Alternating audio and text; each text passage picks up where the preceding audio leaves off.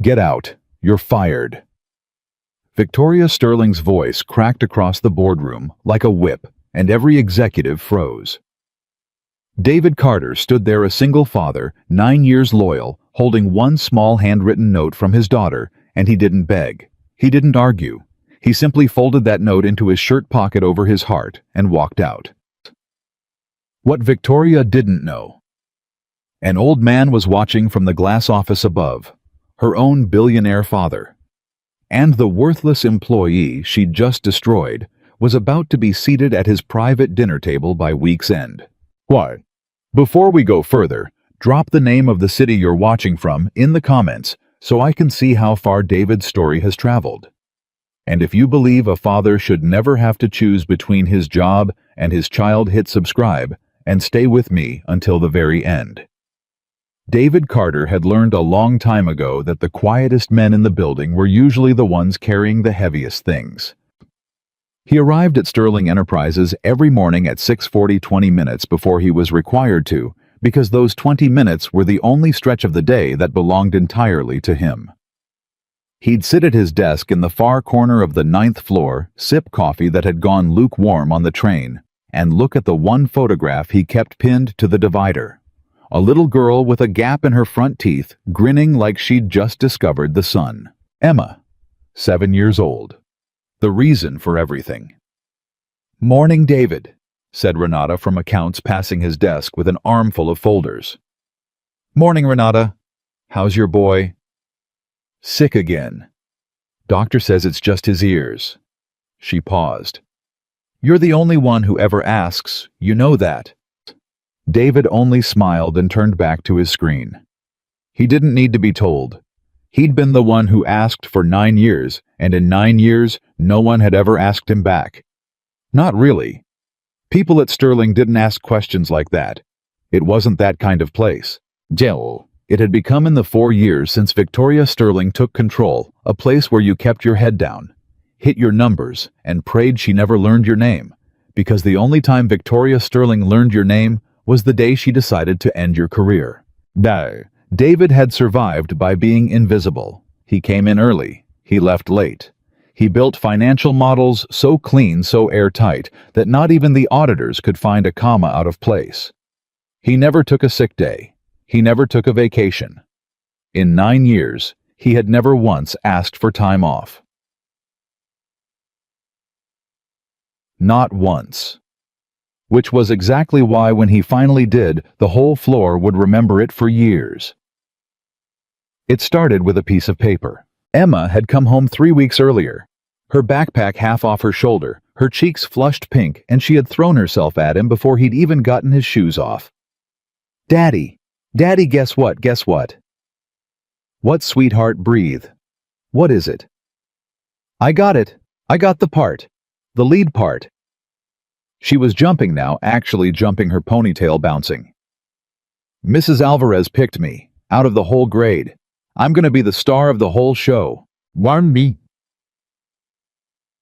And David Carter, a grown man who hadn't cried in front of anyone since his wife's funeral, had to turn his face toward the kitchen so his daughter wouldn't see what happened to it. "You're the star," he repeated, his voice thick. "Of course you are. You've always been the star. You're gonna come right. You're gonna be there." He knelt down so they were eye to eye. He took both her small hands in his. "Emma, look at me. Wild horses couldn't keep me away. I will be sitting right in the front row. I promise you." She studied him the way children do, checking, always checking to see if a grown-up is telling the truth. And whatever she saw in her father's face must have convinced her, because she nodded solemnly and said, "Okay, front row. You promised." "I promised." That night, after she was asleep, David sat at the kitchen table with a company calendar and did something he had never done in 9 years. He circled a date, and under it, in careful handwriting, he wrote 3 words. Request one day. He should have known better than to hope. But it does seem to be that. For 2 weeks he prepared for that conversation the way other men prepare for surgery. He built out his workload 3 days in advance. He drafted every report early. He arranged for a colleague, Marcus, to cover any fires that might break out. He wanted to make it impossible, literally impossible, for anyone to say no. The show was on a Friday. On the Monday of that week, David knocked on the door of his direct supervisor, a nervous man named Gerald, who flinched every time the CEO's name was mentioned. "Gerald, got a minute?" "Depends. Is it good news or the other kind?" "I need Friday off, just Friday. My daughter, she's got a school performance. She's the lead. I've already covered everything I've got. Marcus on standby. All my deliverables are done through Monday." Ciao. Gerald was already shaking his head, and not because he wanted to. "David, you know I'd give it to you in a heartbeat, but I can't sign off on it. Not anymore. Ms. Sterling put out a memo any day off. Any at all goes through her personally now. Direct approval only." David felt something cold move through his chest. Through her. Through her. "Gerald, I've never asked for a day. 9 years, not one. Old CV. I know." Gerald wouldn't meet his eyes. "That's the part that kills me, David. I know." David waited 2 days gathering his nerve before he requested the meeting with Victoria Sterling. He'd only ever seen her from a distance. A tall, sharp-featured woman who moved through the building like weather, leaving a chill behind her wherever she went. People said she'd fired a man once for having a photo of his kids on his desk. "This is a place of business," she'd reportedly said, "not a daycare." People said a lot of things about Victoria Sterling. Almost none of them were kind, and almost all of them were true. Her assistant led him into a conference room, where 4 senior managers were already seated around a long glass table mid-meeting. Victoria sat at the head of it. She didn't look up when David entered. "Sit," she said. "You have 90 seconds. I'm in the middle of something." David didn't sit. He stood at the end of the table, hands folded in front of him, and made himself speak clearly. "Ms. Sterling, my name is David Carter. I've been an analyst here for 9 years. I've never taken a day off, never missed a deadline. I'm here to request a single day this Friday. My daughter is performing in her school play. She has the lead role. I've already arranged full coverage for all my responsibilities." "Stop." Victoria finally looked up, and her eyes were the color of a closed door. "Carter, 9th floor, you're the one who does the quarterly reconciliations." "Yes, ma'am. Those reconciliations are due Friday. They're already done. I finished them last night. They're sitting in the shared drive right now, ready for review." For a moment, something flickered behind her expression. Surprise, maybe that he'd anticipated her. But it hardened over just as fast. "Let me make sure I understand," she said, and now she leaned back, folding her hands, addressing the room as much as David. "A man who wants me to believe he's indispensable enough to keep his job is also telling me he can vanish whenever it suits him. Which is it, Mr. Carter? Are you essential or are you optional? Because you can't be both." "I'm not asking to vanish. I'm asking for one. One day, yes.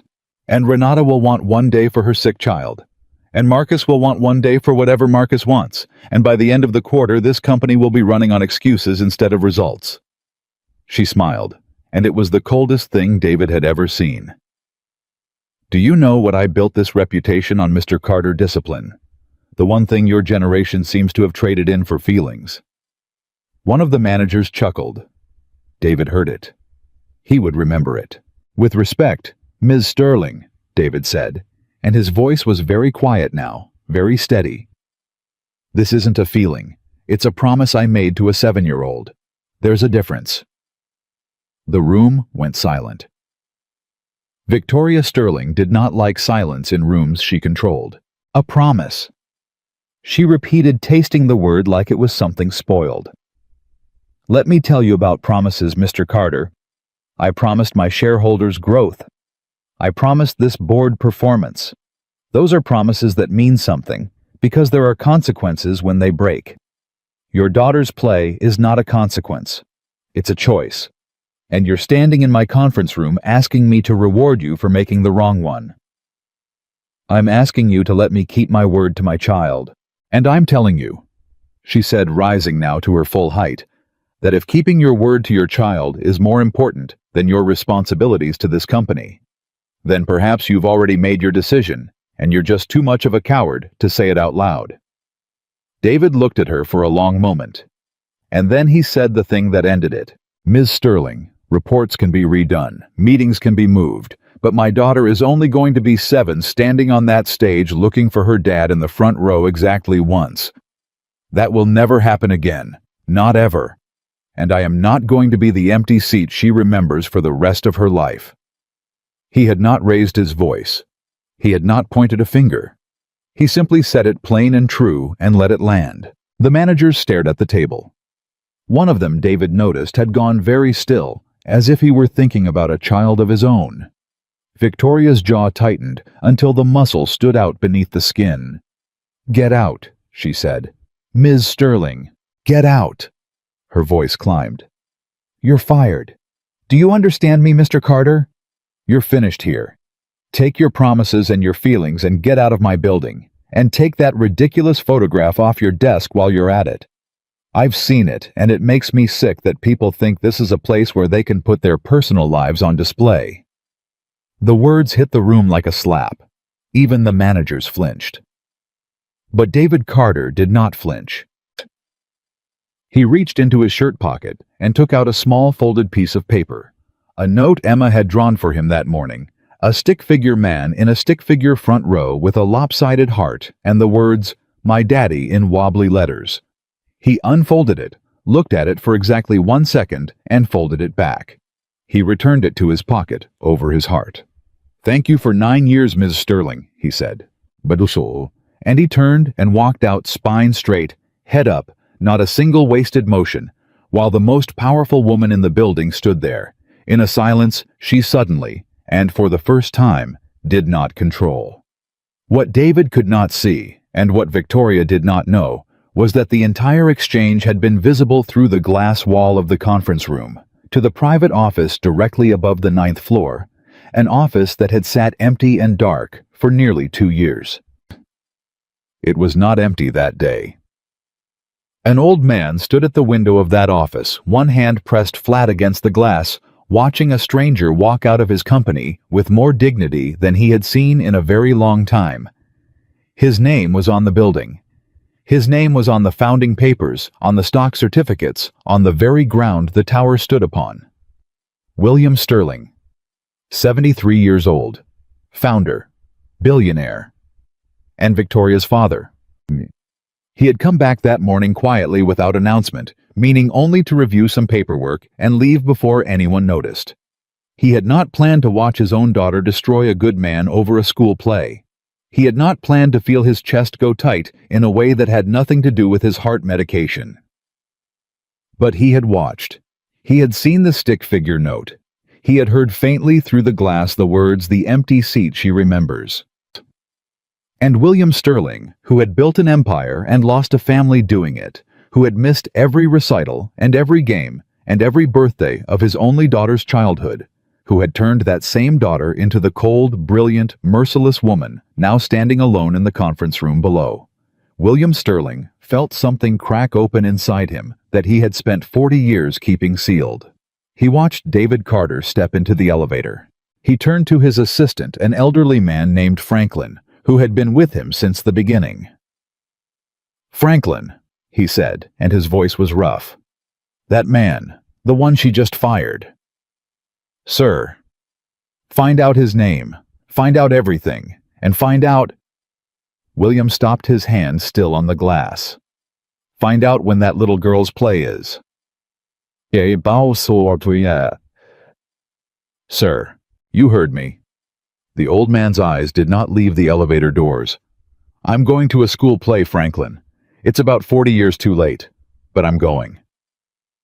David did not go home right away. He couldn't. He didn't have it in him yet to walk through his own front door and figure out how to tell his daughter, or worse, how to not tell her, how to keep his face steady and his voice light so that the one thing she'd remember about that week wasn't the day her father lost his job. So instead, he did what he always did. He went back to his desk. His badge still worked. No one had disabled it yet. He sat down in the corner of the 9th floor, and he opened the quarterly reconciliations, and knowing full well he'd never be paid for another hour of it, he began quietly to make sure every single number was perfect. Marcus found him there 20 minutes later. David. God, I heard. The whole floor heard. What are you doing, man? Finishing my work. You got fired. You don't owe them another second. David didn't look up from the screen. I'm not doing it for them, Marcus. Then who? David was quiet for a moment. His hands rested on the keyboard. There's gonna come a day, he said slowly, when somebody in this company pulls up this file. Maybe a year from now, maybe 5, and they're gonna find it clean, perfect, not one thing out of place, and they're not gonna know my name, and they're not gonna know I did it the same afternoon I got thrown out of here. He finally looked up, and his eyes were steady. But I'll know. My daughter's gonna grow up watching how I do things, Marcus, even the things nobody sees, especially the things nobody sees. That's the whole job. That's the only job that ever mattered. Marcus stood there with no idea what to say. You're a better man than this place deserves, he finally managed.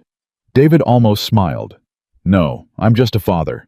Turns out that's most of it. He finished the reconciliations at 6:15 that evening. He saved the file. He closed the laptop. And then he did the last thing. He reached up and gently unpinned the photograph of the gap-toothed little girl from the divider, and he held it in his hand for a moment. He did not leave it behind. He carried Emma out of that building the way he'd carried her through every hard thing for 7 years, close and quiet, and against his heart. That night at the dinner table, Emma chattered about the play through an entire plate of spaghetti, about her costume, about the boy who kept forgetting his lines, about how Mrs. Alvarez said she had real stage presence. A phrase Emma repeated 4 times because she liked how grown-up it sounded. David listened to every word. He asked questions. He laughed in the right places. And not once, not for 1 second, did he let the weight of the day touch his face. When she finally wound down, she looked at him across the table with those searching eyes. Daddy, are you still going to be there Friday front row? And David Carter, unemployed, uncertain, with exactly 2 months of savings. Between his daughter and disaster, looked his little girl in the eye and told her the truest thing he knew. Front row, baby, he said. I already promised. And your daddy has never once broken a promise to you.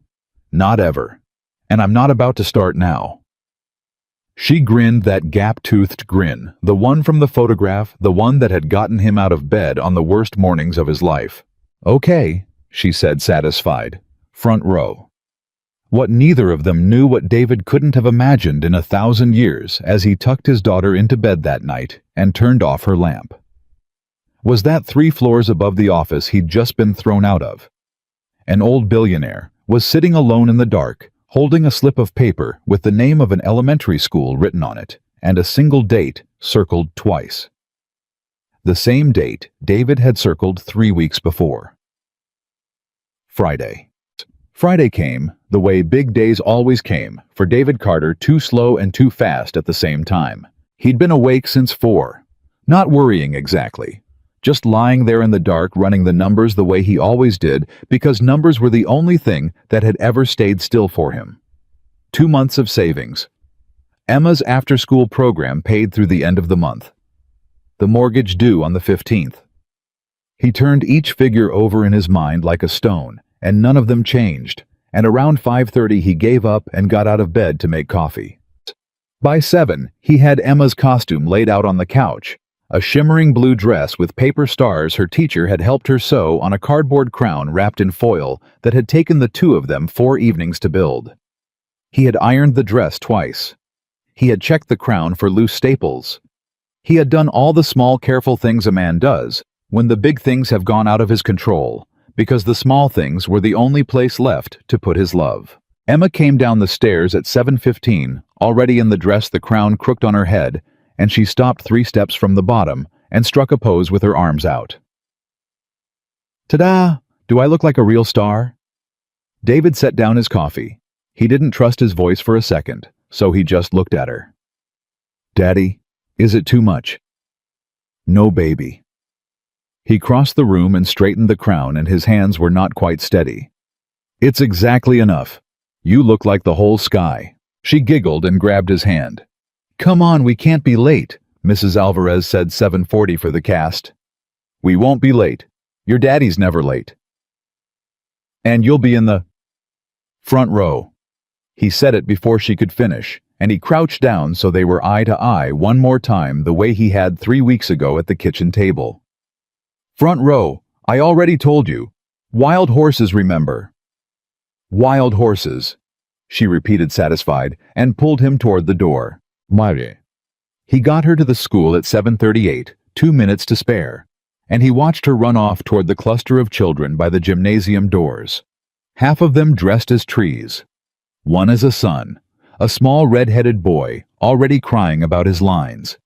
And he stood there in the parking lot in his good jacket, the one he wore to job interviews and funerals, and he let himself breathe for what felt like the first time all week. He had done it. Whatever else fell apart, he had done this. He was here. What David didn't know was that a black car had pulled into the far end of that same parking lot 4 minutes earlier, and that the old man in the back seat had watched the whole thing through tinted glass. The crooked crown, the crouch, the little girl running off, and had said nothing at all for a long moment. That's him, Franklin asked quietly from the driver's seat. That's him, William Sterling said. And the girl. And the girl. The old man's throat worked. Park it here, Franklin. Toward the back. I don't want him to see me. Not yet. I want to watch. Franklin studied his employer of 40 years in the rearview mirror. Sir, if you don't mind my saying, you haven't been to something like this in a very long time. No, William said. I haven't. He was quiet. I never went to a single one of Victoria's. Not one recital. Not one play. There was always a deal. There was always a quarter to close. I told myself she'd understand when she was older. His jaw tightened. She understood all right. She grew up and became me. That's the joke of it, Franklin. I raised a mirror. Franklin said nothing, which was its own kind of answer. Franklin, park the car. William said again softer. I want to see what it looks like when a man actually shows up. Inside the gymnasium, David found his seat, front row dead center, exactly as promised.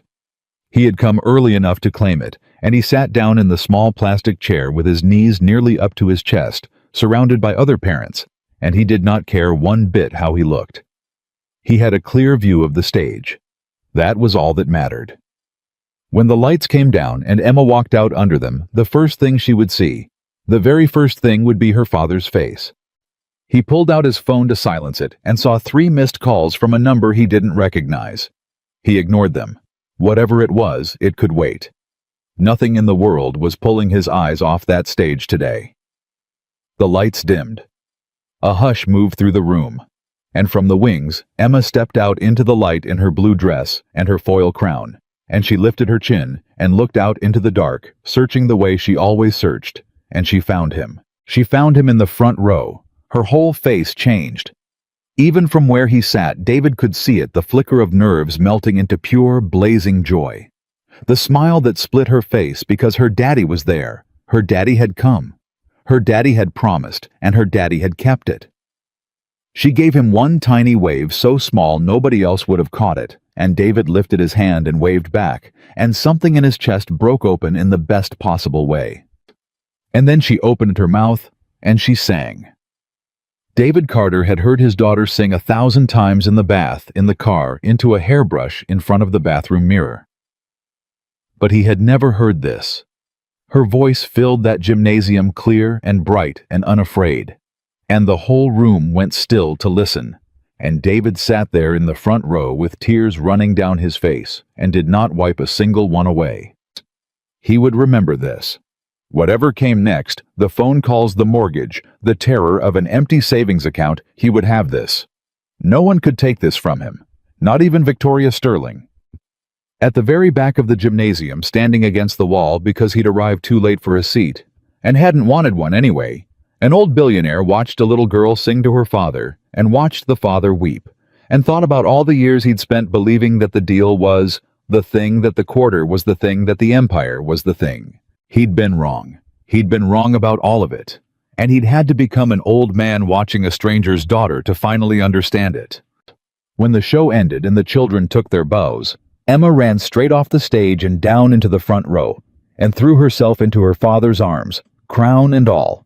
And David caught her, and lifted her clean off her feet, and spun her once, and she was laughing, and he was laughing, and neither of them noticed the old man slip quietly out the back doors before the lights came up.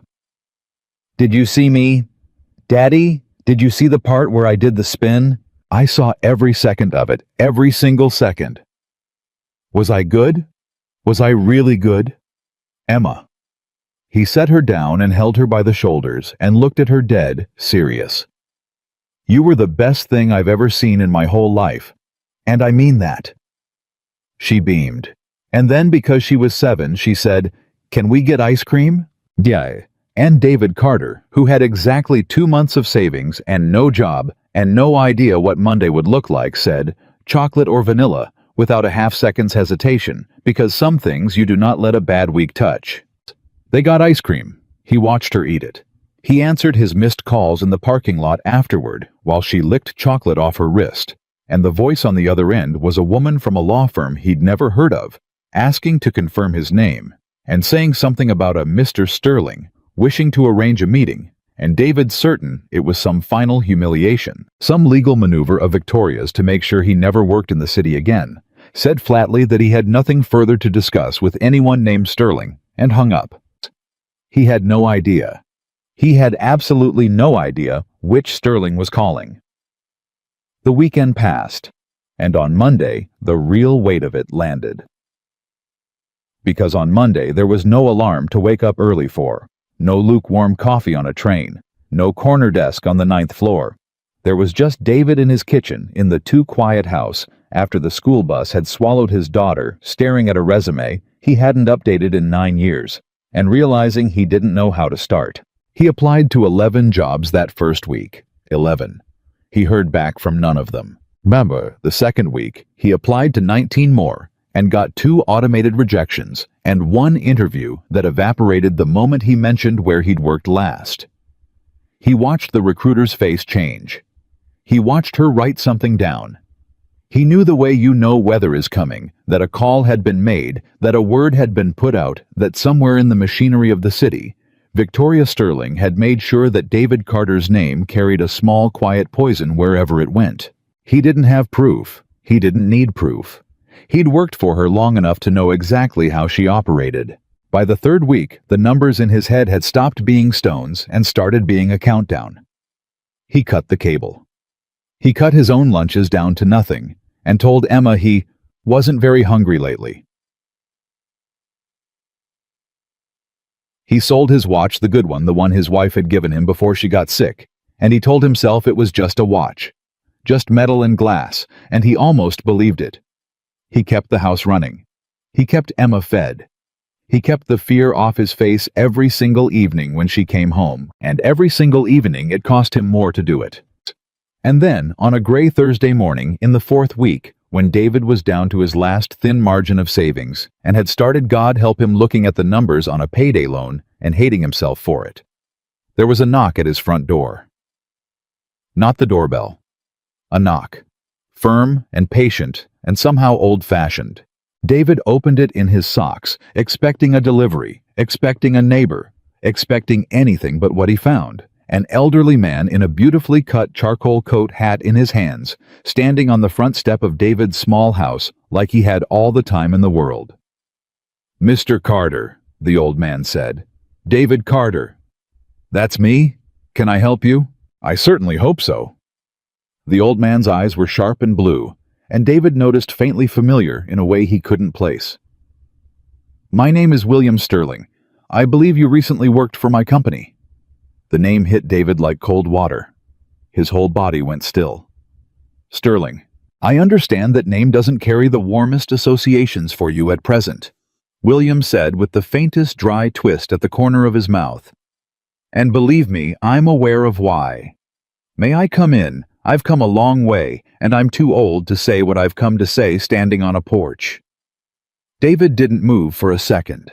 Every instinct he had was screaming that this was a trap, that this was some final move of Victoria's, that no good thing had ever come to him wearing the name Sterling. But there was something in the old man's face, something tired and honest and unbearably sad. And so, against every instinct, David stepped back and opened the door. I don't have much to offer, David said, showing him into the small living room, suddenly aware of the sold watch, the cut cable, the thinness of everything. Coffee, maybe. Coffee would be a kindness.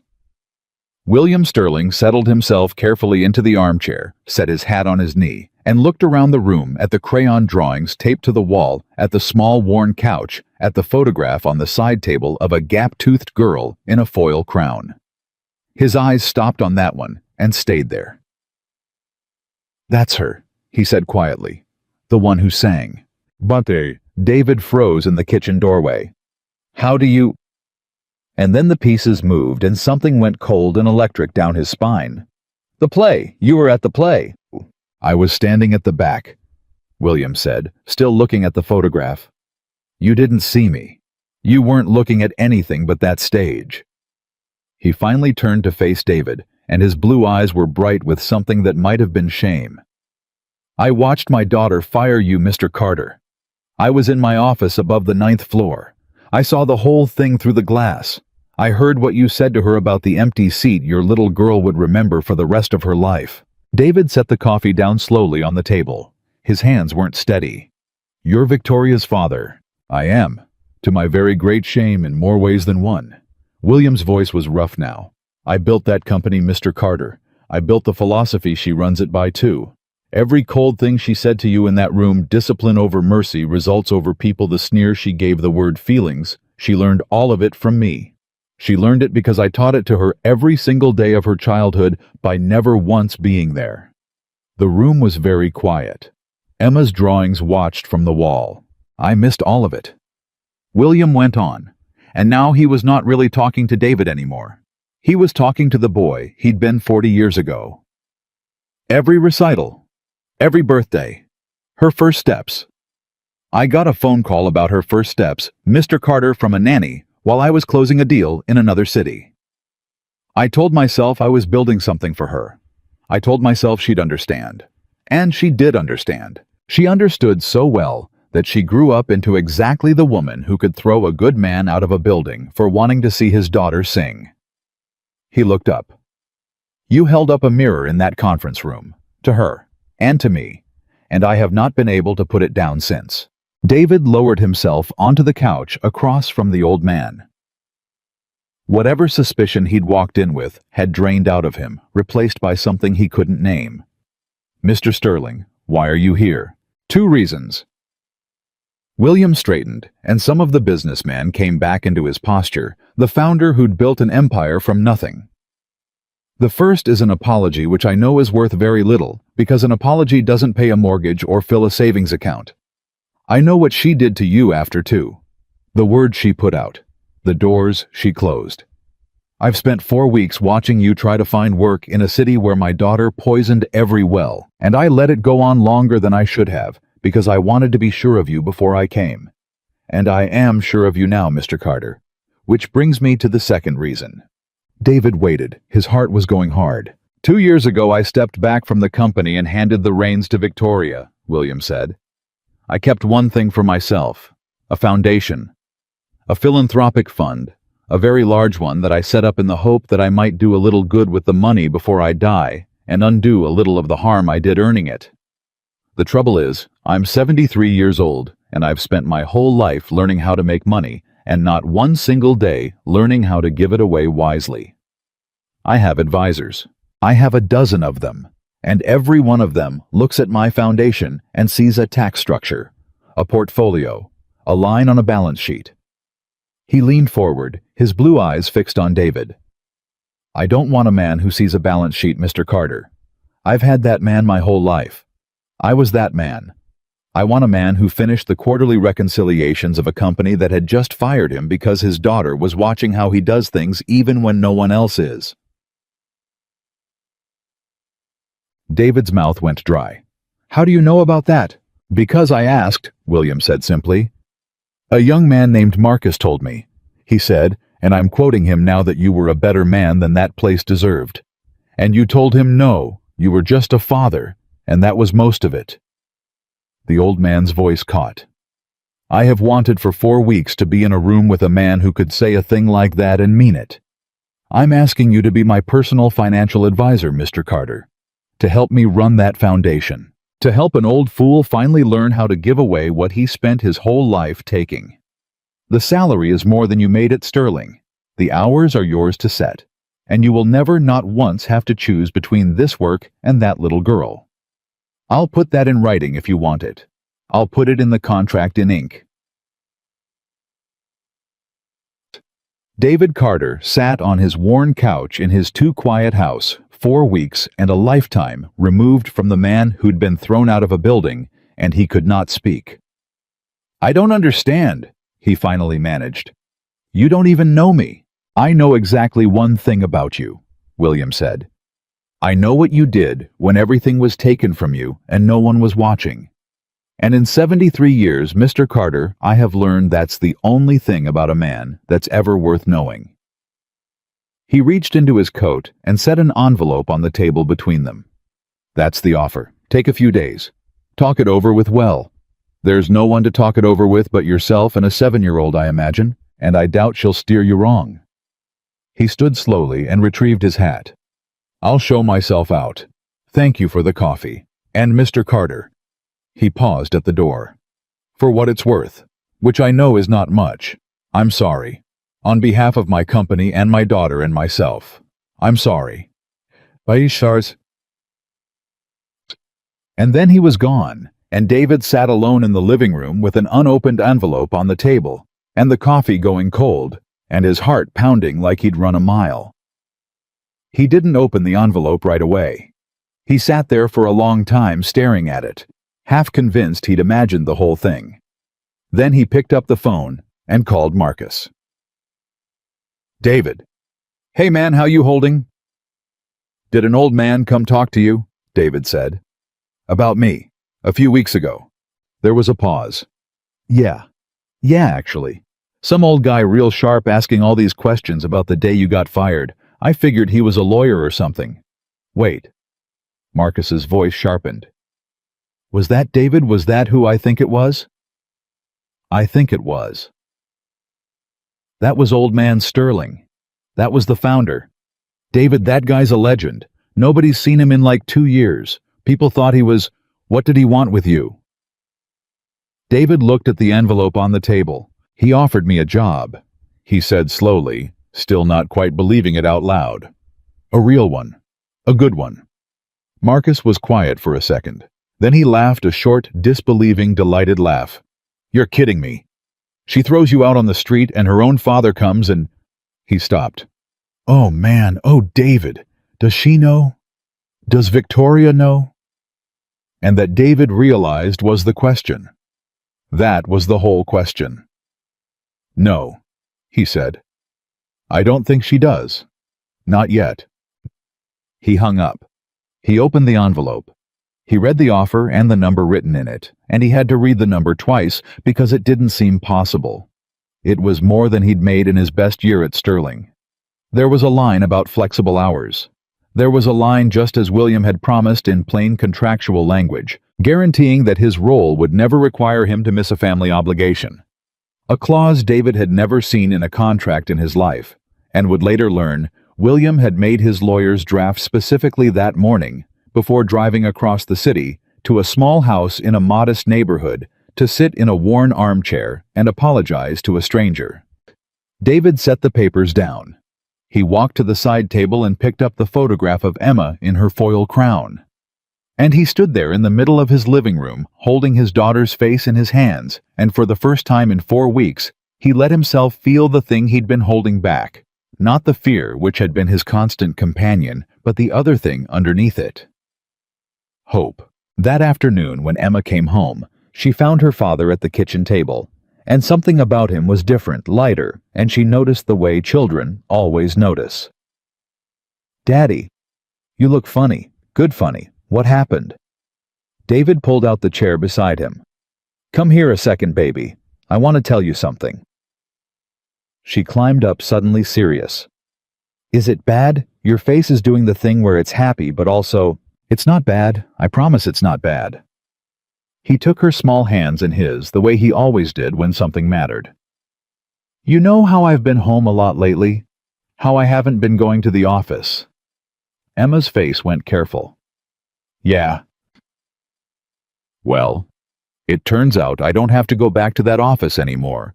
I've got a new job, a better one.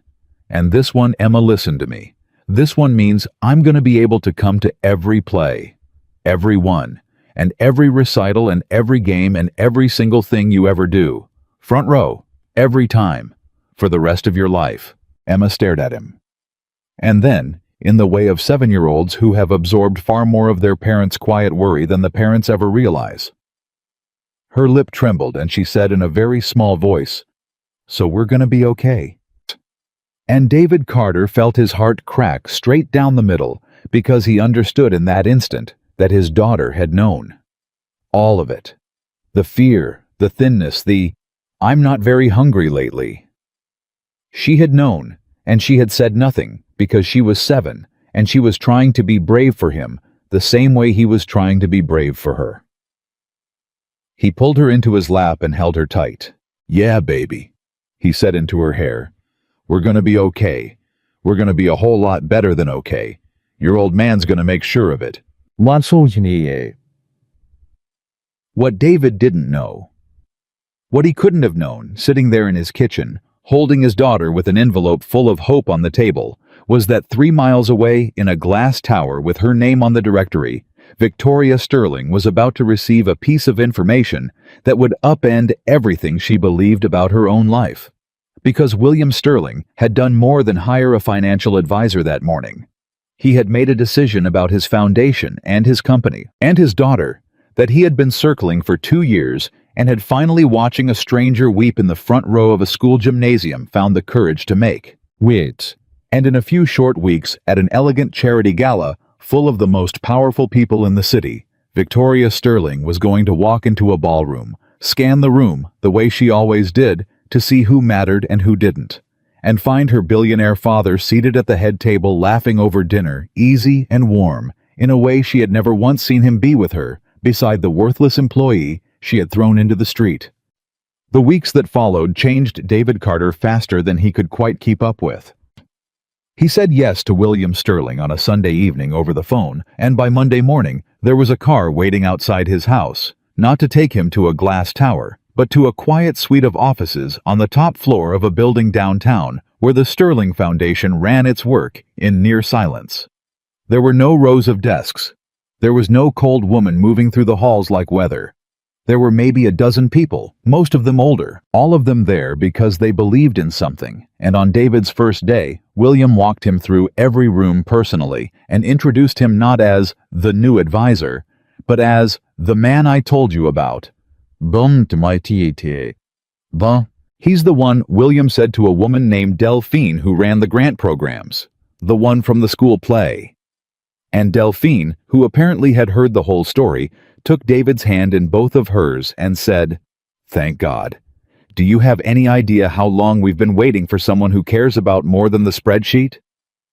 David didn't know what to say to that. He wasn't used to being thanked before he'd done anything. At Sterling, gratitude was a currency nobody spent. The work itself was harder than he expected, and better than anything he'd ever done. William didn't want him managing a portfolio.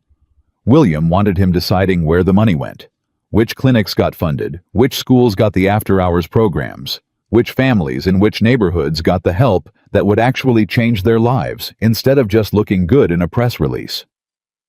David spent his first month doing something he'd never once done in 9 years at Sterling Enterprises. He visited the places the numbers described. He stood in a community center in a part of the city Victoria Sterling had never set foot in. He talked to a single mother of 3 about what a childcare subsidy would actually mean. He sat in a school library that smelled like dust and old books, and watched a boy Emma's age sound out a word for the first time, and he thought this. This is what the money is for. You've got a gift for this. William told him one evening 3 weeks in, as they went over grant proposals together in the old man's study. Do you know that you look at a proposal and you don't see the dollars, you see the people? My advisors never could do that. God knows I never could. You're learning it now, David said. William laughed a dry, surprised sound. At 73, a little late. My grandmother used to say the best time to plant a tree was 20 years ago. David slid a folder across the desk. And the second best time is today. This one. The literacy program on the East Side. It's small, and it's cheap, and it'll change everything for about 40 kids a year. William looked at him for a long moment. Approve it, he said. Approve all of them like it. You have my authority. And David realized, sitting in that study, that the old man wasn't just giving him a job. He was giving him a trust that David suspected William had never fully given anyone, not in his whole cold, brilliant, lonely life. At home, everything changed too. David started coming home at 5. He cooked real dinners again. He showed up to Emma's Tuesday reading group and her Thursday art class, and he sat in the front row of a Saturday recital with a bouquet of grocery store flowers and cheered so loud the other parents laughed. Emma bloomed under it like a plant that had finally been moved into the sun. She stopped watching his face for worry. She stopped being brave. She got to just be 7, which was all David had ever wanted for her. Daddy, she said one night, you're different now. Different how? She thought about it, chewing her lip. You laugh with your whole face. You didn't used to. David had to put down the dish he was drying and stand at the sink for a second before he could answer her. But there was one thing in all of it that David did not do. He did not gloat. He did not track down anyone from Sterling Enterprises to tell them where he'd landed. He did not send Victoria Sterling so much as a single word. Marcus texted him. Once you have to tell her, man. You have to do. You know what she'd do if she knew. And David texted back only, it's not my news to tell. And it wasn't. Whatever reckoning was coming between William Sterling and his daughter, David wanted no part of engineering it. He had a job to do, and a little girl to raise, and revenge he'd found took up space he didn't have to spare. But the reckoning was coming anyway. It had been coming since the moment an old man pressed his hand against a pane of glass and watched a stranger walk out with more dignity than his own daughter had shown in years. It arrived on the evening of the Sterling Foundation's annual charity gala. David hadn't wanted to go. William had insisted. It's the biggest night of the year for the foundation, the old man said. Every check we cash for the next 12 months gets decided in that ballroom. The people who fund our work will be there. You're my advisor now. I want them to meet the man who's actually going to spend their money well. He paused and something careful came into his voice. And there's someone else who'll be there, David. I won't lie to you about it. Victoria attends every year. She'll be there. If you'd rather not be in the same room, I'll understand and I'll make your excuses. David was quiet for a moment. He thought about the conference room. He thought about get out, you're fired. He thought about the 4 weeks of doors closing in his face because of a word she'd put out. And then he thought about Emma, singing in the front row, and how none of it, not 1 second of the pain, had led anywhere but here. I'll come, he said. I'm not going to hide from her, Mr. Sterling. I didn't do anything wrong. She did. I'm not going to spend the rest of my life ducking out of rooms because of that. William looked at him with something like pride. No, he said. No, I don't suppose you are. D. The gala was held in the grand ballroom of the city's finest hotel, and it was David understood the moment he arrived a gathering of the most powerful people in the state. Old money and new money. Bank presidents and tech founders, and the kind of quiet billionaires whose names didn't make the papers because they owned the papers. David, in a rented tuxedo that William had quietly upgraded to a tailored one without telling him, felt like a boy who'd wandered into the wrong building. But William kept him close, one hand on his shoulder, and introduced him around the room with a warmth that turned every head. "This is David Carter," William said again and again. "My financial advisor. The sharpest mind on the foundation and the only man I've ever trusted with the whole of it. And the powerful people who took their cues from William Sterling, the way the tide takes its cue from the moon." Shook David's hand and looked at him with new interest and asked what he thought about this cause or that one. And David, who 3 months ago had been unable to get a recruiter to return his call, found himself in real conversations with people who ran the world. He never saw Victoria come in. He was seated at the head table at William's right hand in the place of honor, a placement William had arranged deliberately, though David didn't know it yet. And he was in the middle of a conversation with the old man, actually laughing at something William had said about his first business deal in 1974, laughing with his whole face the way Emma had described when the temperature of the room seemed to change. He didn't notice it at first. William did. The old man's eyes lifted over David's shoulder and went flat and steady, and his hand came to rest on David's forearm. "Steady now," William murmured. "She's seen us." David turned. Across the ballroom, frozen mid-step between two tables, stood Victoria Sterling. She was dressed immaculately, a glass of champagne in one hand, and she had been moving through the room the way she always moved, cataloging who mattered, when her gaze had landed on the head table, and simply stopped. She was staring at David. At David seated at her father's right hand in the place of honor, at the most important table in the room. At David, whom she had thrown into the street 4 weeks ago, and made sure would never work in this city again. And David watched the understanding move across her face, in stages the way you can watch a crack move across ice. First confusion, then disbelief, then something that curdled toward rage. She set down her champagne, and she started across the ballroom toward the head table, and every powerful person she passed turned to watch her go, because there was something in her walk that promised a scene. "Here we go," William said quietly. He did not look afraid. He looked, David thought, almost relieved. Like a man who had been waiting a very long time for a conversation, he'd been too much of a coward to start himself. Victoria arrived at the head table. Up close, David could see the fury working under her composure, held down by a lifetime of controlling rooms. "Father," her voice was tight. "What is this?" "Victoria." William rose slow and courtly. "You look well. Have you eaten? Sit down, there's a place." "Don't." She cut him off, and her eyes flicked to David, and the contempt in them was a physical thing. "What is he doing here? At your table? In that seat?" "That seat," William said mildly, "belongs to my financial advisor, which David is. Perhaps you two are already acquainted." "Acquainted?" Victoria let out a short, disbelieving laugh. People at nearby tables had gone quiet, leaning in without appearing to. "Father, do you have any idea who this is?" "This is a man I fired. A failed analyst who couldn't understand the difference between his job and his personal life.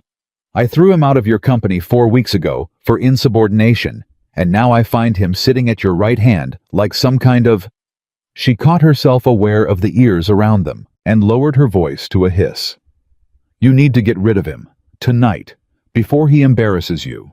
Whatever con he's running." "Sit down, Victoria." The old man's voice had changed. It was quiet, but there was iron under it now, the iron that had built an empire, and it stopped her cold. "Sit down," he said again, "and I'll tell you exactly who he is, because I don't think you know. I don't think you know anything about the man you threw away." For a moment, Victoria didn't move. The whole head table had gone silent. At the surrounding tables, the most powerful people in the state had abandoned all pretense of not listening. And then, because there was nothing else to do that wouldn't make it worse, Victoria Sterling pulled out a chair and sat. David sat very still. His heart was pounding, but his face was calm. Whatever happened next, he understood was not his to control, and he had made his peace with that. 4 weeks ago, William began, and he was not speaking only to Victoria. Now he was speaking in the clear, carrying voice of a man who had commanded boardrooms for 50 years. I came back to the company, quietly, to review some papers. I stood in my old office above the 9th floor, and through the glass, I watched my daughter fire a man for the crime of wanting to see his little girl in a school play. Victoria's face went white. You were there. I was there. I heard all of it. I heard you tell him that keeping a promise to his child made him a coward. I heard you call his love for his daughter a feeling like it was something contemptible. William's voice never rose, but it cut like a blade. And I heard him tell you that reports can be redone, and meetings can be moved, but a child is only 7, and standing on that stage looking for her father exactly once. Something flickered in Victoria's face. David saw it. A memory, maybe. A wound. Do you know what he did after you fired him? William went on. He went back to his desk on his own time, unpaid, already thrown out, and he finished his work. Perfectly. Because he said his daughter was watching how he does things even when no one is looking. William turned to the listening room to the bank presidents and the billionaires. I have spent 50 years looking for men like that. I never found one. Do you know why? Because I never once looked in the right place. I looked for the men who wanted to win. I should have been looking for the men who kept their word. Father. Victoria's voice had lost its edge. It came out smaller than she meant it to. You don't understand. He asked for special treatment. If I made an exception for him, I'd have to make one for everyone. The whole company would what, Victoria? William turned back to her, and now finally there was pain in his voice, not anger. Would treat its people like human beings. Would let a father see his daughter sing. Is that the catastrophe you were protecting us from? That's not you taught me. And there it was. Victoria stopped, her jaw tight, her eyes bright and furious, and something else underneath the fury that David recognized because he'd seen it on Emma's face the day she asked if they were going to be okay. You taught me this, she said very low. Everything I said in that room. Discipline over sentiment. Results over people. I learned every word of it from you. From a father who was never there. So don't you dare sit here and play the saint now in front of all these people and pretend you're better than me. I am exactly what you made me. The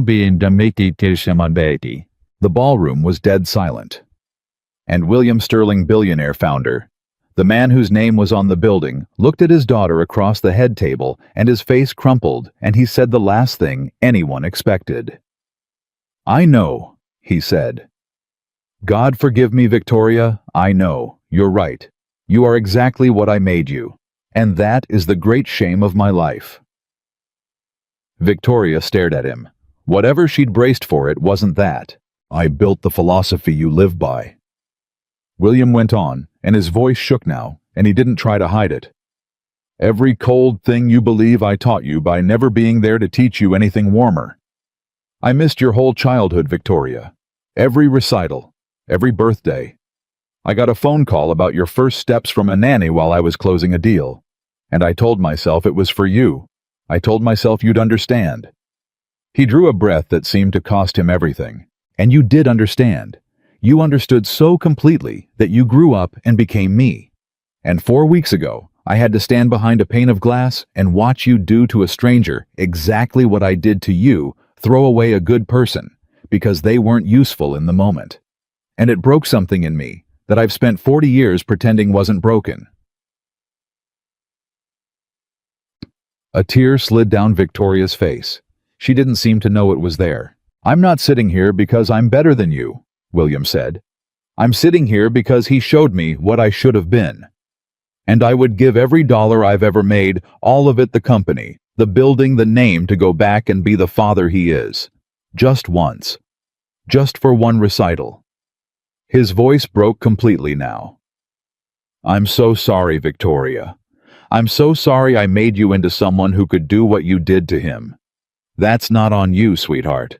That was never on you. That's on me. The most powerful people in the state sat in absolute silence around them. And Victoria Sterling, who ran a company by fear, who had fired a man for loving his daughter, who had not cried in front of another human being in longer than she could remember, put her hand over her mouth, and something that had been frozen inside her for 30 years began very slowly to break. She turned to David. And for the first time, she looked at him, not as a failed analyst, not as an obstacle, not as a con man at her father's table, but as a man. A man she had wronged.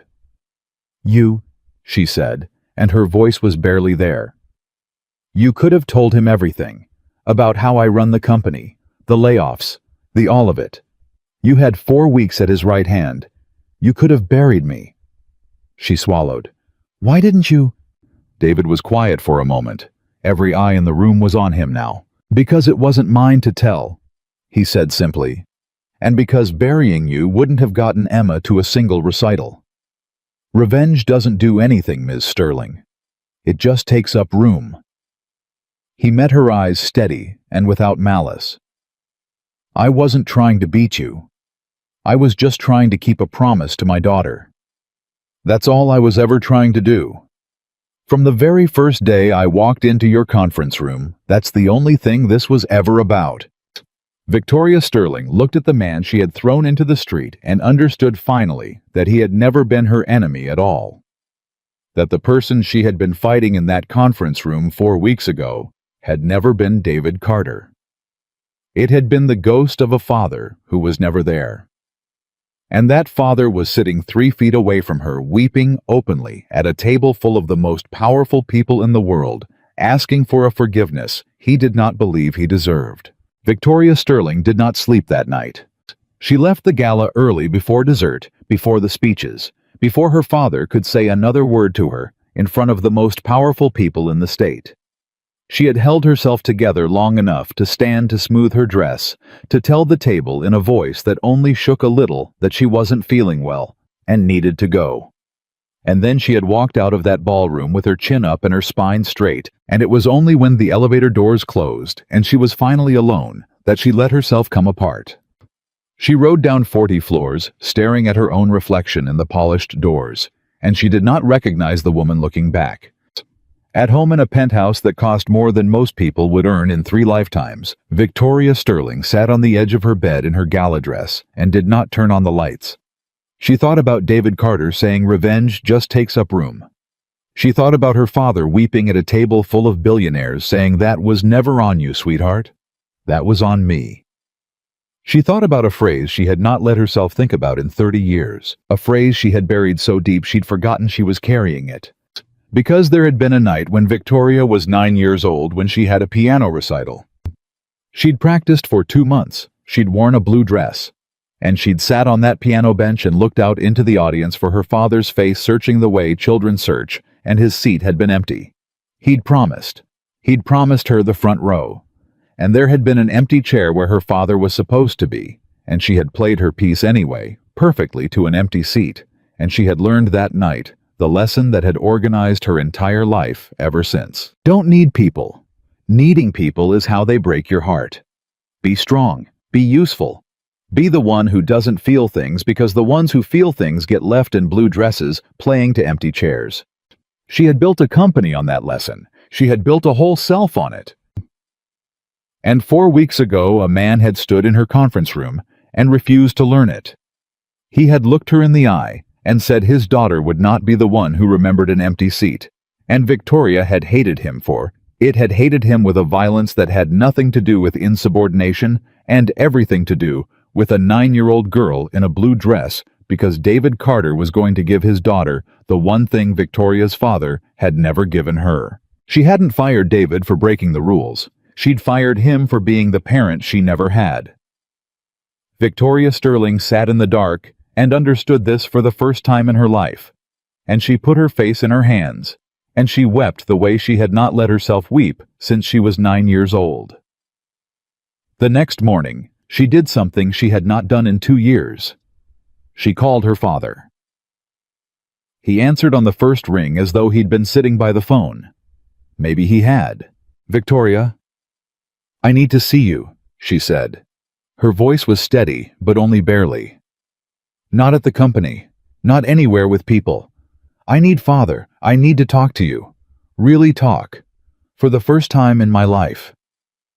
There was a silence on the line, and when William spoke, his voice was thick. "I'll put on coffee," he said. "Come whenever you're ready. I'll be here. I'll be here all day." She drove to the old house herself, the house she'd grown up in, the house she avoided. William met her at the door, and for a moment, the two of them just stood there, father and daughter. 30 years of silence between them, neither knowing how to cross it. And then, Victoria said in a very small voice that belonged to a 9-year-old in a blue dress, "You weren't at my recital. The piano one. I was 9. William's face went gray. "Victoria, you promised me the front row." She was not accusing him. She was just saying it finally out loud, the thing she'd carried for 30 years. "And your seat was empty. And I played the whole thing to an empty chair. And I decided that night that I was never going to let anybody make me feel like that again. So I made sure I never needed anybody. And I built the company that way, and I built myself that way. And yesterday, I sat at your table and watched a man love his daughter the way you never loved me, and I couldn't stand it, Father. I fired him because I couldn't stand it." William Sterling reached out and pulled his daughter into his arms, and Victoria, 41 years old, chief executive of a company worth billions, the most feared woman in the city, buried her face in her father's shoulder and cried like the child she'd never been allowed to be. "I know," he said over and over, his own tears falling into her hair. "I know, sweetheart, I know. I'm here now. I'm so sorry. I'm here now." They talked for 6 hours. They talked about the recital and the birthdays and the nanny's phone call about her first steps. They talked about her mother who had died believing William would never change, and who had begged him on her deathbed to be there for their daughter, a promise he had broken within a month by flying to close a deal in Singapore. They talked about all of it, the whole cold architecture of a family, sacrifice to an empire, and for the first time in either of their lives, they did not look away from it. And near the end, as the light was going, Victoria wiped her eyes and said, "I have to fix it. The company, what I've made it. I have to fix it, and I don't know how." "You start," William said gently, "by finding out what you actually built. Not what you think you built. What's really there." Victoria took that seriously, the way she took everything seriously. She went back to Sterling Enterprises on Monday, and she did something no CEO in the building had ever seen her do. She called for the files, all of them. Every exit interview conducted in the 4 years since she'd taken control, hundreds of them. And she cleared her calendar, and she closed her office door, and she read. She read for 3 days. And what she found broke her all over again. Because it wasn't the salary. She had always assumed that when people left, they left for money, a better offer, a bigger title, the ordinary churn of ambition. That was a story she could live with. That was a story that wasn't about her. But that wasn't what the exit interviews said. Interview after interview, in the careful, neutral language people use when they're leaving and don't want to burn a bridge, they said the same thing in 100 different ways. "I never felt like a person here. I felt like a number. Nobody ever asked how I was doing. I missed my son's whole first year of Little League because I was afraid to ask for the time. My father was dying and I didn't feel like I could take the days. I gave this company everything, and I don't think a single person here knows my kids' names. Hundreds of them. Hundreds of loyal people who had walked out the door not because someone offered them more money, but because they had felt invisible. Because they had worked in a building where a woman moved through the halls like weather and learned their names only to end their careers. Because Victoria Sterling had built exactly the kind of place she'd been trying to protect the company from becoming. When she fired David Carter, a place with no mercy in it at all. She found one interview near the bottom of the stack that stopped her cold. A woman named Renata from accounts who had left just 2 weeks ago. In the space for reason for departure, Renata had written, "My son was sick a lot, and I was always afraid to say so. There was only one person in this whole company who ever asked how he was doing. His name was David Carter, and you fired him for wanting to see his daughter sing. When you did that, I understood there was no future here for anyone who had a family. So I left." Victoria read that 3 times. Then she set it down on her desk very carefully, and she sat in her enormous office in her glass tower. And she understood the full size of what she had done. She hadn't just fired one man. She had sent a signal to every parent in the building. Every person with a sick child, or a dying father, or a life outside these walls that they did not belong here. David Carter's dismissal hadn't been an act of discipline. It had been the moment the whole company understood what Victoria Sterling truly valued, and began quietly to leave. She picked up the phone and called Renata. It took the woman a moment to understand who was calling. When she did, her voice went cautious and flat, the voice of someone who had learned to protect herself. "Ms. Sterling, what can I do for you?" "Nothing," Victoria said. "I'm not calling to ask you for anything. I'm calling to apologize. I read your exit interview, and I read about 200 others, and yours was the one that made me understand." She paused and made herself say it. "How is your son? Is he well?" There was a long silence on the line. "He's better," Renata said slowly. "Thank you for asking. That's the second time anyone from that company ever asked me that." "And the first was David Carter." "Yeah." A pause. "It was." After she hung up, Victoria sat for a long time, and then she began slowly and methodically the way she did everything to take her company apart and build it into something else. It did not happen overnight. Real change never does, and Victoria knew better than to pretend otherwise. But it started that week, and it started at the top because she understood that if it started anywhere else, no one would believe it. She stood up in front of the senior management team, the same managers who had chuckled when she humiliated David Carter, though she saw now that at least one of them, a quiet man named Peterson, had not laughed, had gone still that day, thinking of his own children. And she said words that no one in that room had ever heard her say. "I was wrong." The room went silent. Someone actually set down their coffee. 4 weeks ago, I fired a man named David Carter for asking for 1 day off to see his daughter in a school play. 9 years at this company. Never took a sick day. Never missed a deadline. And I threw him out and made sure he couldn't find work in this city because I had decided that his love for his child was weakness. Her voice did not waver. She made herself hold every eye in the room. I was wrong. Not a little wrong. Completely wrong. And I have spent the last week reading the exit interviews of every person who's left this company since I took over, and I have learned that we are hemorrhaging our best people, not because someone pays them more, but because we made them feel invisible. Because I made them feel invisible. That ends today. Not slowly. Today. Dabehe. She instituted family leave that didn't require anyone to grovel for it. She built in the right to attend a child's recital or a parent's medical appointment without fear, and she wrote it into policy in language so plain no manager could weasel around it. She created a fund for employees with sick children. She started, and this was the part the management team found most unnerving, walking the floors, not to catch people, but to learn their names, to ask about their kids, to become, painfully and awkwardly and one conversation at a time, the kind of leader who saw people. It did not come naturally to her. She had spent 40 years learning not to feel things, and you do not unlearn that in a week. There were days she caught herself reverting. Days. The old cold woman surfaced, and she had to physically stop herself in a hallway and remember Renata's exit interview. Remember a 9-year-old in a blue dress. Remember the man at her father's table who had said revenge just takes up room.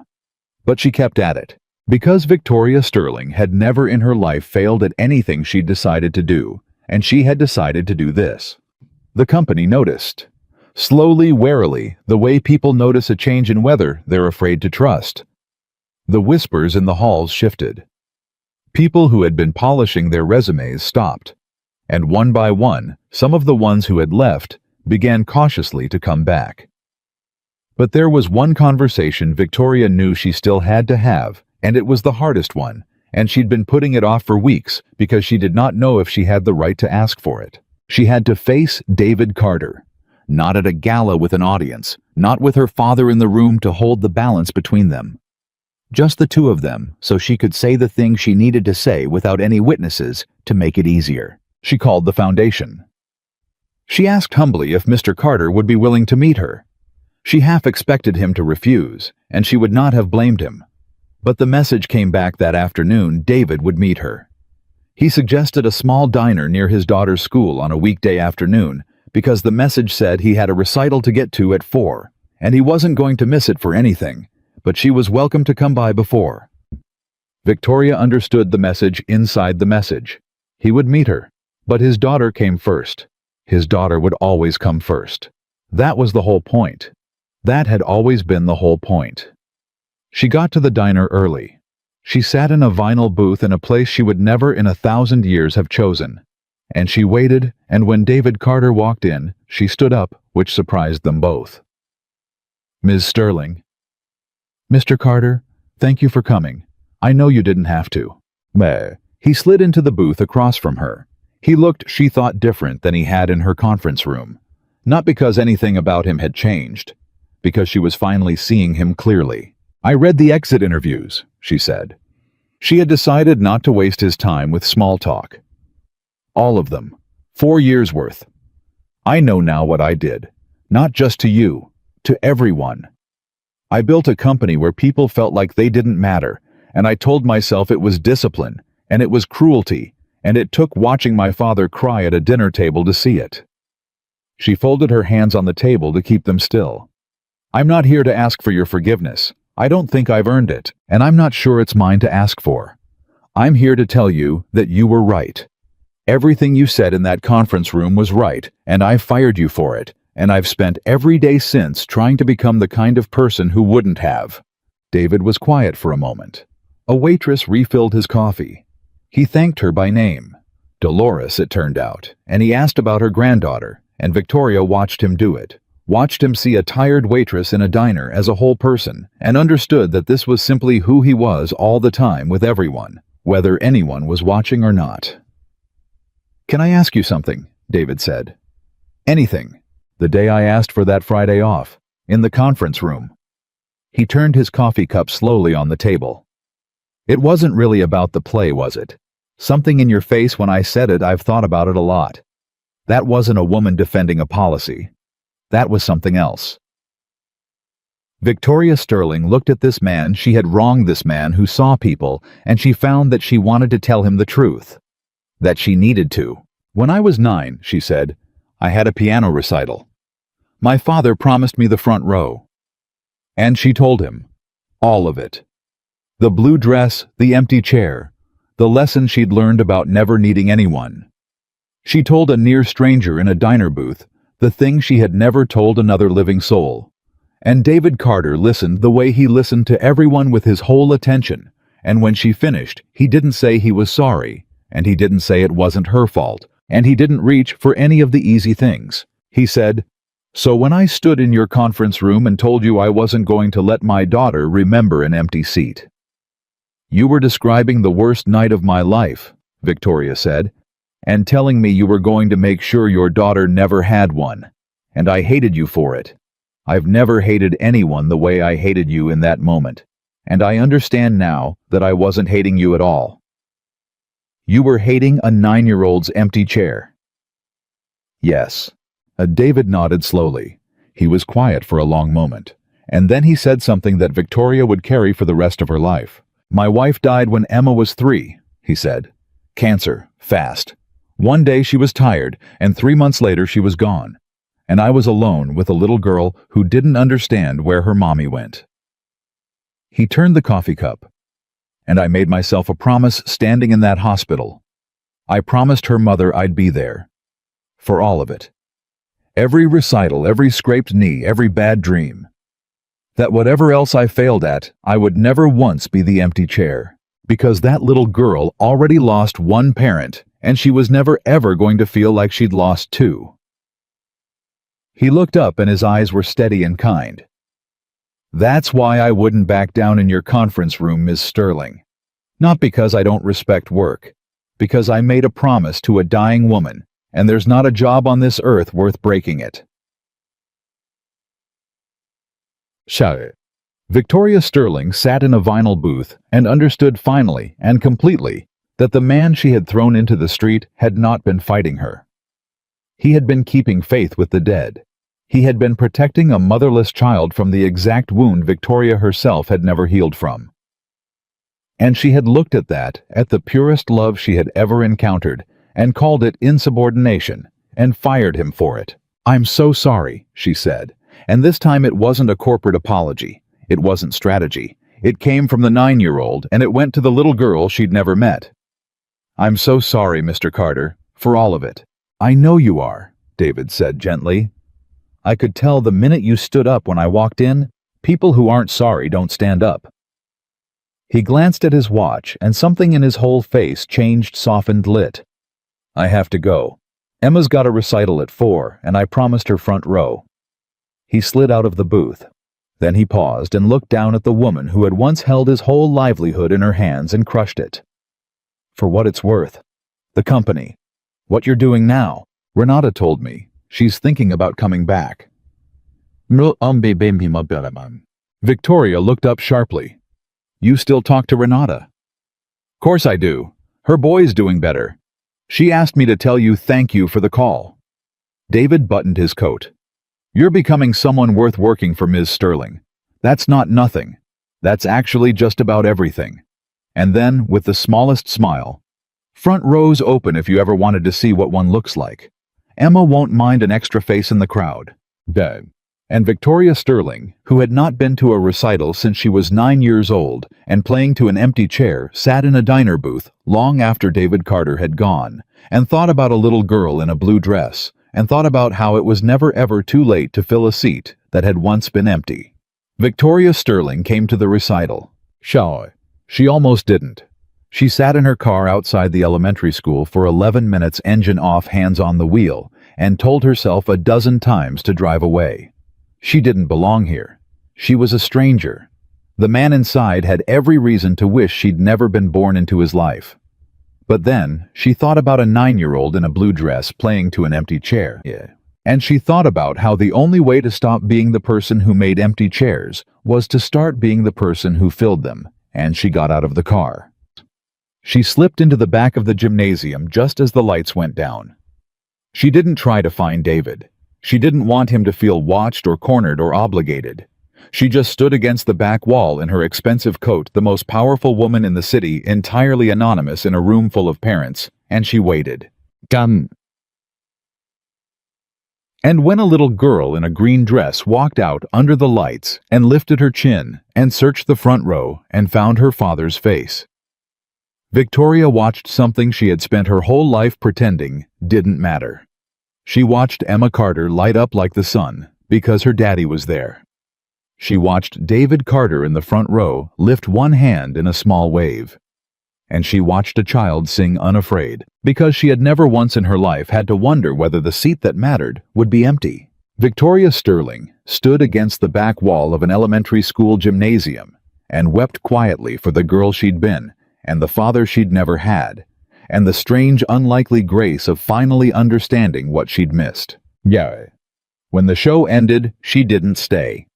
She slipped out before the lights came up, the same way her own father had slipped out of this very gymnasium weeks before, though she didn't know that. But on her way out, she stopped at the sign-up table by the door, where a harried volunteer was collecting donations for the school's arts program. And she took out a checkbook, and she wrote a number that made the volunteer look up sharply, and then look again to be sure she'd counted the zeros right. "Ma'am," the volunteer said. "Ma'am, are you sure this is—" "I'm sure," Victoria said. "Every kid who wants the lead should get to have a parent in the front row. Make sure the ones whose parents work 3 jobs get the same shot as the rest." She capped her pen. "There's more where that came from. Call the number on the check." And she was gone before anyone could ask her name. David found out about it a week later when the school sent around a note about an anonymous donor who'd single-handedly funded the arts program for the next decade. He didn't need to ask who. He just smiled to himself standing in his kitchen with the note in his hand and thought, well, what do you know? She came after all. The months that followed were the best of David Carter's life, and he knew it while they were happening, which is a rare and precious thing. The work at the foundation deepened. William gave him more and more, not out of laziness, but out of trust, and David found in himself a capacity he'd never known he had. He wasn't just moving money anymore. He was building things. The literacy program on the East Side grew from 40 kids to 400. He started a fund specifically for single parents modeled on nothing but his own hardest years, that paid for the child care and the car repairs, and the small emergencies that could topple a working family overnight. He named it over William's laughing objections the Second Best Time Fund, after his grandmother's line about planting trees. Every family it helped got a note that said, "The best time was 20 years ago. The second best time is today." "You're going to make an old man cry with these notes," William grumbled, but he approved every dollar. The two of them had become something David didn't have a word for. Not father and son exactly, but something in that country. William came to Emma's recitals, now sitting in the second row, because he said the front belonged to David, and Emma had started calling him Grandpa Will, a thing that had made the old billionaire go silent and blink hard the first time it happened. He'd never been anyone's grandpa. He'd been too busy being everyone's boss. "You know what the joke is?" William told David one evening, watching Emma do cartwheels across his enormous lawn. "I spent 50 years and $1 billion building an empire, and the thing that finally made me happy was a 7-year-old calling me a name I didn't earn." "You're earning it now," David said. "That's how it works. You don't get the name and then earn it. You earn it and then you get it." William looked at him. "Where does a man like you come from, David Carter?" "Same place as everybody," David said. "I just decided to keep my promises. Turns out, that's most of it." Where? And William Sterling, who had heard that line before in a diner report from a young man named Marcus, laughed until his eyes watered because he understood now that David hadn't been being modest. He'd been telling the literal truth. It really was most of it. The whole cold empire, the whole broken family, the whole architecture of William's regret, all of it came down to promises kept and promises broken, and a lifetime spent on the wrong side of that line. But the deepest change, the one that surprised everyone, happened at Sterling Enterprises. Victoria did not do it for show. That was what convinced people in the end. There was no press release, no glossy campaign about the new Sterling. There was just a woman who started showing up different, and a company that slowly, warily began to believe her. Renata came back. Victoria called her personally and offered her old job back with a raise and a promise in writing that no one at Sterling would ever again have to be afraid to say their child was sick.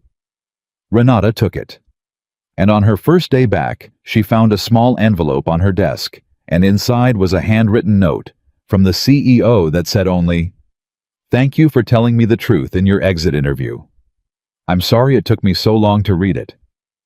How is your son?" Renata kept that note in her desk drawer for the rest of her career. Chiyo. One by one, others came back too. And the ones who came back told the ones who'd stayed that it was real, that Victoria Sterling had actually changed. And the whispers in the halls turned into something the building hadn't felt in years, something like loyalty that wasn't born of fear. She walked the floors now. She learned names. She was still exacting, still brilliant, still the sharpest mind in any room she entered, because those things had never been the problem. The problem had never been that Victoria demanded excellence. The problem had been that she'd forgotten the people delivering it were people. And now she remembered. Now she asked about the sick kids and the aging parents and the weddings and the funerals, and she meant it. And the difference between meaning it and not meaning it turned out to be the difference between a company people fled and a company people fought to join. 18 months after the gala, Sterling Enterprises was named one of the best places to work in the state. Victoria stood on a stage to accept the award, and the reporters wanted a quote about her leadership philosophy, and she gave them one that ran in every business paper in the country. "I used to believe," she said, "that you had to choose between running a great company and treating people like human beings. I was wrong. It turns out the great companies are the ones that never make people choose between the work and the people they love. I learned that from an employee I fired. It was the worst thing I ever did, and it taught me everything I know." They asked her who the employee was. She smiled and said, "He'd tell you he's just a father, and he'd be right. Turns out that's most of it." David saw the quote. He cut it out of the paper and stuck it on the refrigerator next to Emma's drawings, and when Emma asked what it was, he said, "That's a lady I used to work for. She figured some things out." "Was she nice?" David thought about it. "She is now," he said. "She had to travel a long way to get there, but she made it." 자주. There was one more thing, and it happened on a spring evening, about 2 years after a man was thrown out of a building for wanting to see his daughter sing. 정회. The city held a large charity dinner, one of those glittering affairs where the powerful gather to feel good about their money, and this one honored the Sterling Foundation for its work with the city's children. David didn't want to give a speech. William made him. "You built it," the old man said. "You stand up and tell them why. I've spent enough of my life taking credit for other people's hearts." So David Carter stood up in front of the most powerful people in the state, the same kind of room, in the same kind of ballroom, where 2 years earlier he'd sat at William Streeterling's right hand and watched a woman's whole world change. And he did not talk about money. He did not talk about programs or metrics or the 400 kids in the literacy program. He talked about a promise. 2 years ago, he said, "I made a promise to my daughter that I'd be in the front row of her school play, and keeping that promise cost me my job." A murmur went through the room. Some of them knew the story by now. It had become something of a legend. "I stood in a conference room, and a very powerful woman told me that keeping my word to my child made me a coward. And I told her that reports can be redone and meetings can be moved, but a child is only little once, and I was not going to be the empty chair she remembered for the rest of her life." He paused. He found Victoria's face in the crowd. She was at a table near the front, and she was already crying, and she didn't care who saw. "That woman is here tonight," David said. "And I want to tell you something about her because the story everybody tells stops at the part where she fired me, and that's not the real story. The real story is what she did after, because she went back and she read 4 years of exit interviews.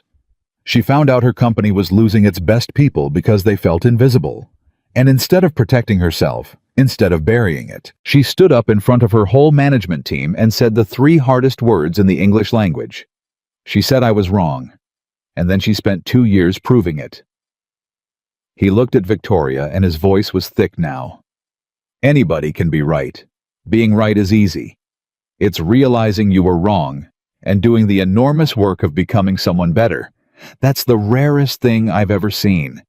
And I've seen Victoria Sterling do it. So the person I most want to honor tonight isn't me. It's her. Because she filled every empty chair in that company. And I happen to know that's the hardest thing in the world to do." The room rose. The most powerful people in the state stood on their feet and turned toward a woman who 2 years earlier had been the most feared executive in the city, and they applauded her, not for her ruthlessness, but for her repair. And Victoria Sterling stood there in the storm of it, with tears streaming down her face, and across the room she found the eyes of the man she had thrown into the street, and she mouthed 2 words that David read clearly across all that distance. "Thank you." He nodded, and that was all it needed to be. After the dinner in the emptying ballroom, Victoria found David near the doors. William was there too, and Emma, who at 9 now, was allowed to come to the grown-up dinners as long as she promised not to eat all the little chocolates, a promise she broke immediately and cheerfully. "That was a kind thing you did," Victoria said. "You didn't have to." "It was a true thing," David said. "That's better than kind." And Victoria crouched down then to Emma's level, the way she'd never once been crouched down to as a child. "Hi," she said, a little awkwardly out of practice at gentleness. "You must be Emma. I've heard you're an incredible singer." Emma studied her with the frank appraisal of a 9-year-old. "Are you the lady from the newspaper on our fridge, the one who figured things out?" Victoria's breath caught. She glanced up at David, who was trying not to laugh. "Yeah," Victoria said softly. "Yeah, I'm the one who figured things out. It took me a really long time, though." Emma considered this with great seriousness. "My daddy says it's never too late. He says the best time to plant a tree was 20 years ago, and the second best time is today." She shrugged, the wisdom of it entirely lost on her, delivered like a weather report. "So you're okay. You just planted your tree today instead."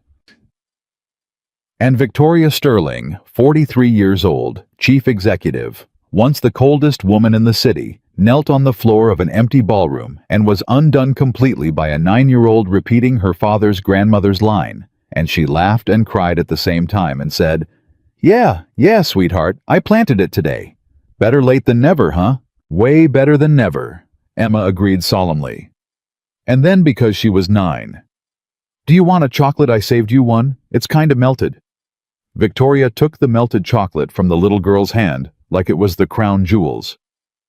William watched all of this from a few feet away, an old man leaning on a cane he'd started using that winter, and David saw the look on his face and came to stand beside him. "You all right?" "I'm watching my daughter kneel on a floor to talk to a child," William said quietly. "Do you have any idea how long I waited to see her do something like that? I'd stopped believing I ever would." His eyes were wet. "You did that, David. You and that little girl." "No," David said. "She did that. All we did was leave the seat open. She's the one who finally sat down in it. They were quiet for the moment, the two of them, the old billionaire and the single father, watching the woman and the child. "Can I tell you something?" William said, "that I've never told anyone. Always. When I stood behind that glass 2 years ago and watched her fire you, and I heard you say that thing about the empty chair, I decided right there that I was going to spend whatever years I have left trying to undo the damage I'd done. And I was so sure it was too late. For her. For us. I thought some things break and stay broken."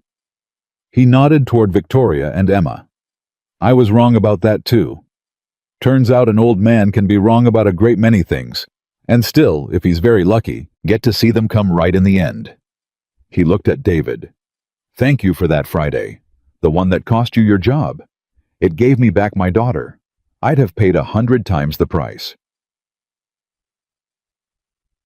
David didn't have words for that, so he just put his hand on the old man's shoulder, and the two of them stood together and watched the last of the story arrange itself into something none of them could have imagined the day it all began. The years went on the way years do. Emma Carter grew up. She kept singing. In the front row of every performance for every one of them, there was a man who had once been thrown out of a building for refusing to miss a single one. And beside him, more often than not, an old man who called her his granddaughter, and a woman who had learned late, but truly, how to fill a chair. David never went back to corporate work. He didn't need to, and he didn't want to. He spent his life at the foundation, giving away William Sterling's fortune to families who needed it, one careful decision at a time, seeing the people behind every number the way he'd always seen them. When William passed away peacefully, an old man in his own bed with his daughter holding one hand and his granddaughter holding the other, and David Carter standing at the foot of the bed, he left the foundation to David outright. Not to Victoria, to David. And Victoria, who understood exactly why and agreed with it completely, was the one who read the will aloud, and she got to the line where her father explained his choice, and she had to stop and gather herself before she could finish it. Because William had written, "I leave it to David Carter, who taught me the only thing I ever learned that was worth knowing, that a man's worth is measured not by what he builds, but by the promises he keeps." And Victoria Sterling running the company her father built. Running it now as a place people loved instead of feared. Closed the will and looked at the man her father had chosen, and she did not feel cheated or passed over or wronged. She felt only grateful, because she knew better than anyone alive that her father was right. She'd learned it the hard way.